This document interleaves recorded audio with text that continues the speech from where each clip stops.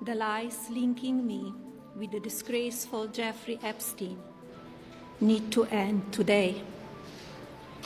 The individuals lying about me are devoid of ethical standards, humility, and respect. I do not object to their ignorance, but rather I reject their mean-spirited attempts to defame my reputation. I never been friends with Epstein. Donald and I were invited to the same parties as Epstein from time to time, since overlapping in social circles is common in New York City and Palm Beach. To be clear, I never had a relationship with Epstein or his accomplice, Maxwell. My email reply to Maxwell cannot be categorized as anything more than casual correspondence. My polite reply to her email doesn't amount to anything more than a trivial note. I am not Epstein's victim. Epstein did not introduce me to Donald Trump. I met my husband by chance at a New York City party in 1998. This initial encounter with my husband is documented in detail in my book, Melania. The first time I crossed paths with Epstein was in the year 2000 at an event Donald and I attended together. At the time, I had never met Epstein and had no knowledge of his criminal undertakings.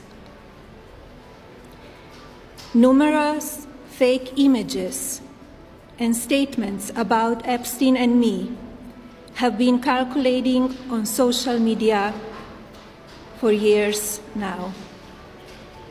Be cautious about what you believe.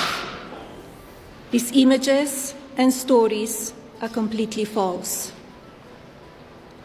I'm not a witness or a named witness in connection with any of Epstein's crimes. My name has never appeared in court documents, depositions, victim statements, or FBI interviews surrounding the Epstein matter. I have never had any knowledge of Epstein's abuse of his victims. I was never involved in any capacity. I was not a participant, was never on Epstein's plane, and never visited his private island. I have never been legally accused or convinced of a crime in connection with Epstein's sex trafficking, abuse of minors, and other repulsive behavior. The false smears about me from mean-spirited and politically motivated individuals and entities looking to cause damage to my good name, to gain financially and climb politically, must stop.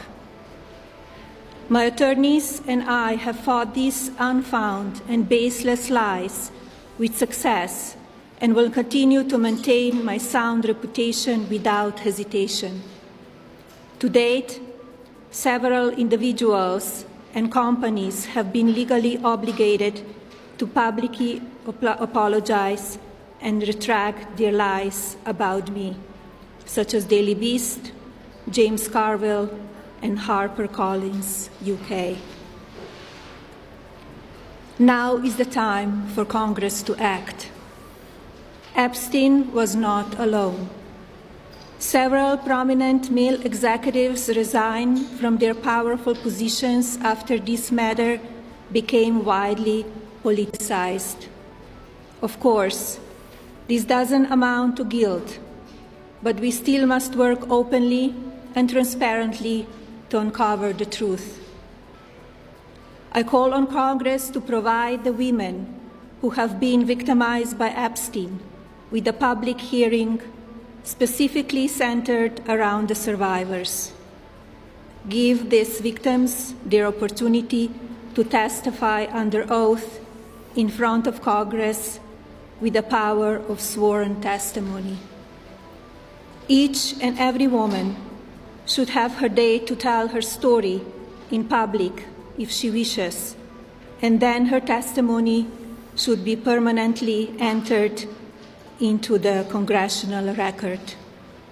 Then, and only then, we will have the truth. Thank you.